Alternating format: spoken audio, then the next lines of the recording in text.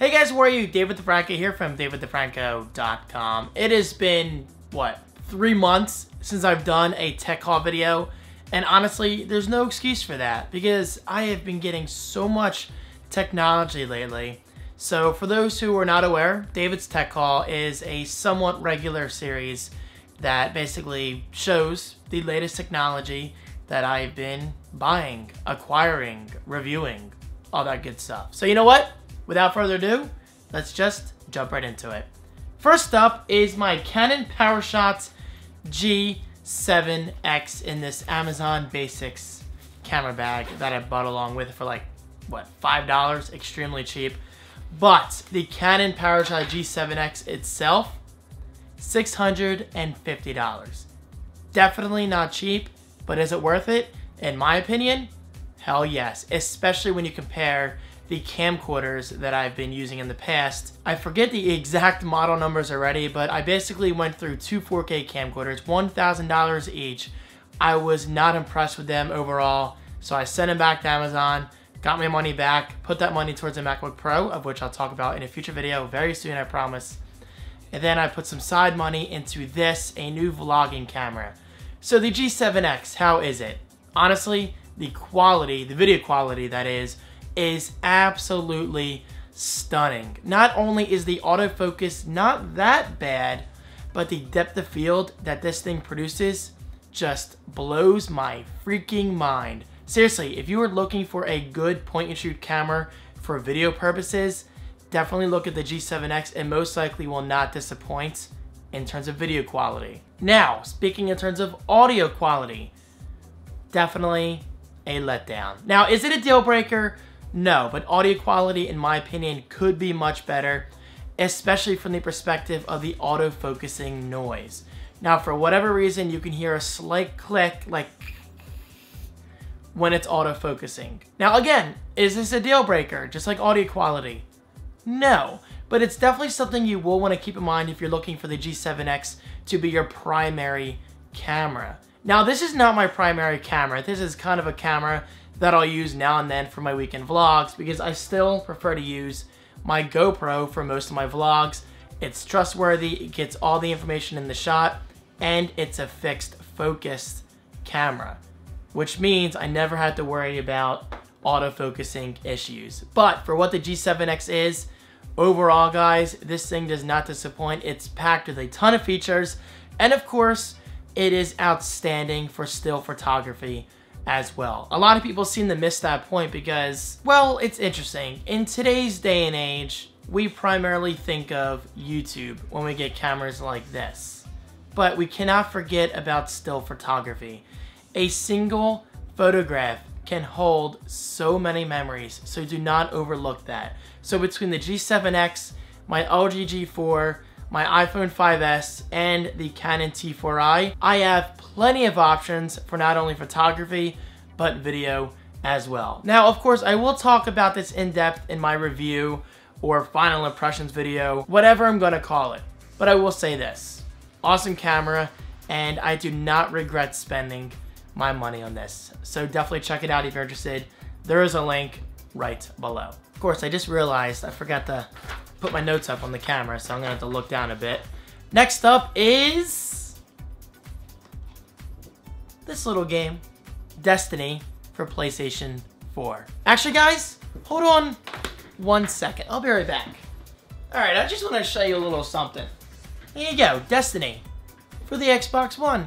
In my opinion, an excellent game, but I kind of got distracted last year because it came out around, I think, the fall, which in other words is like the best time of the year to be a gamer. So yes, I went from game to game, console to console, blah, blah, blah. So long story short, I did get distracted over time.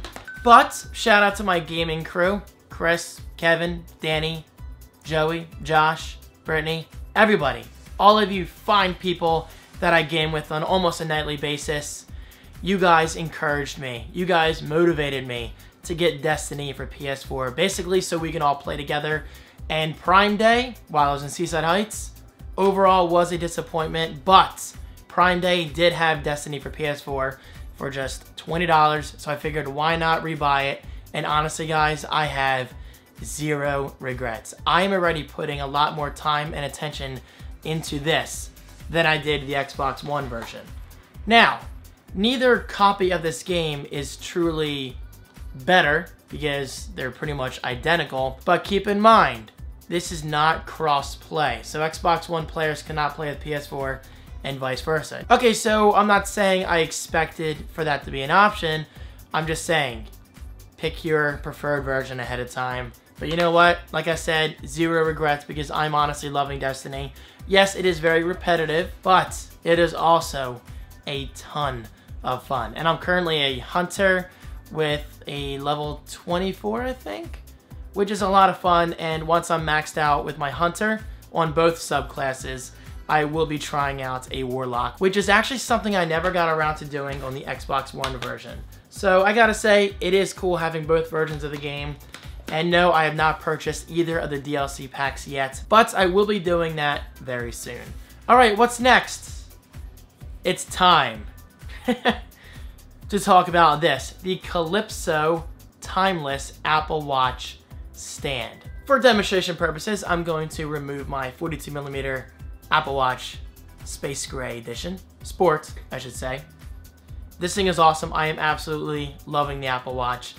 But the thing is, Apple includes an extremely long magnetic charging cable. Look at this. That is insanely long. So I didn't want to have this thing stretching across my desk every single day because I'm kind of a neat freak. So I did some research and came across this, and it's exactly what it looks like.